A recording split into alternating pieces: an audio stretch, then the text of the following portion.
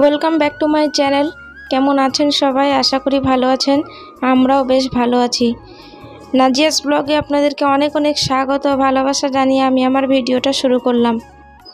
তো আমি কিভাবে আমার মডিউলার কিচেন ক্লিন করি সেটা আপনাদের সাথে আজকে শেয়ার করব। তো এই যে প্রথমে একটা পাত্র নিয়ে নিয়েছি, প্লাস্টিকের মগ নিয়ে নিয়েছি, আপনারা যে কোনো পাত্র নিতে পারেন। তার মধ্যে একটু নিয়েছি তারপিন তেল। তারপিন তেল দিয়ে খুব সহজেই চিমনি বলুন, মডিউলার কিচেন বলুন, এগুলো সব খুব ভালোভাবে ক্লিন করা যায়, একদম চকচকে থকথকে হয়ে যায়। এই যে দেখুন আমি ভালোভাবে ঘষে ঘষে পরিষ্কার করে নিচ্ছি।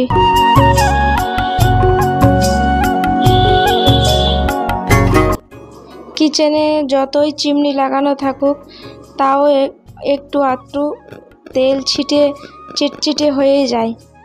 তো আপনারা যদি সপ্তাহে একদিন এইভাবে ক্লিন করতে পারেন তাহলে তো খুব ভালো হয়। আমি সপ্তাহে একদিন এইভাবে করে থাকি। তো বন্ধুরা, আমার এই ভিডিওতে যদি কোনো অংশ আপনাদের ভালো লেগে থাকে তাহলে একটা লাইক করে যেতে ভুলবেন না, এবং আমার চ্যানেলটি অবশ্যই সাবস্ক্রাইব করে নেবেন এবং পাশে থাকা বেল আইকনটি প্রেস করে নেবেন। আর যারা কাজটি অলরেডি করে রেখেছেন তাদেরকে অসংখ্য ধন্যবাদ। হালকা হাতে আমি সব কিছু একটু ক্লিন করে নেব। কাউন্টার টপ, আমার এই যে জানালা দেখুন কত সুন্দর চকচকে করছে, চিমনিটা দেখুন আর মডিউলার দেখুন। তারপর উপরে আমার ক্লিন করা হয়ে গেছে, এবার ফ্লোরটা করতে হবে। তো আমি সব কিছু বের করে নিলাম, এই যে দেখুন ফাঁকা করে নিয়েছি। তারপরে এর মধ্যে আমি একটা আপনাদের সাথে টিপস শেয়ার করছি। রেড হারপিক যে থাকে, সেই রেড হারপিকটা যদি আপনারা একটা স্কচব্রাইটে নিয়ে আর মেঝেতে যদি মানে ঘষে ঘষে পরিষ্কার করা যায় তাহলে খুব সহজে পরিষ্কার হয়ে যায় টাইলসটা। ফ্লোরে যদি কোনো দাগ থাকে তাহলে এই রেড হারপিকটা দিয়ে খুব সহজেই দাগটা উঠিয়ে নেওয়া যায়।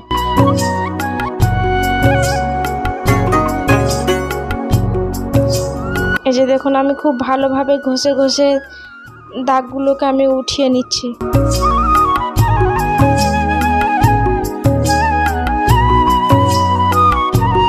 তারপর দেখুন আমার ক্লিন করা কমপ্লিট। এবার আমি মপ দিয়ে মুছে নেব পরিষ্কার করে। আপনারা এইভাবে নিজেদের কিচেন ক্লিন করবেন, দেখবেন কত সুন্দরভাবে হচ্ছে। এই রেড হারপিকটা খুবই উপকারী একটা ক্লিনজার, আপনারা ট্রাই করে দেখতে পারেন।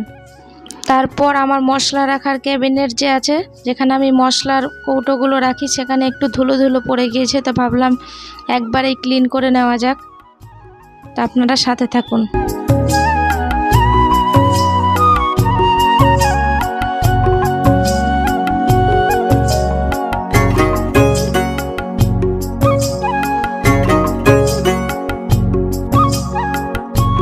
আমার ক্যাবিনেটের উপরের শেলফটাই পরিষ্কার করে নিয়েছি। এবার নিচের দিকে সব কৌটা নামিয়ে পরিষ্কার করে নেব।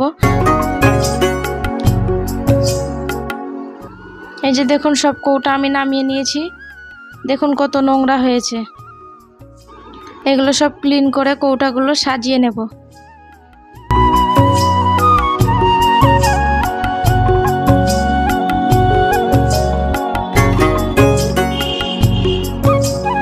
হালকা হাতে মাইক্রো ওভেনটাও একটু পরিষ্কার করে নিলাম। প্রত্যেক দিন যদি এভাবে একটু রান্নার পরে ফাঁকে ফাঁকে কিছু মুছে নেওয়া যায় তো কত সুন্দর পরিষ্কার থাকে। এই যে দেখুন আমার ফাইনাল লুক। তারপর ভাবলাম যে এই রান্নাঘরের দরজাটাও একটু ক্লিন করে নেওয়া যাক।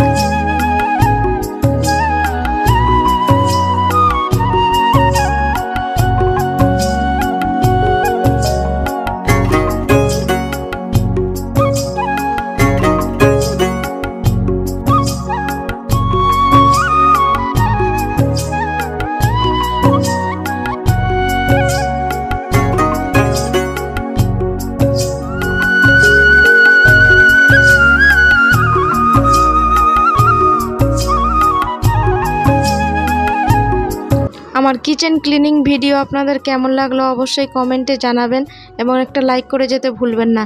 ততক্ষণের জন্য সবাই ভালো থাকবেন, সুস্থ থাকবেন। দেখা হবে নেক্সট ব্লগে। ধন্যবাদ।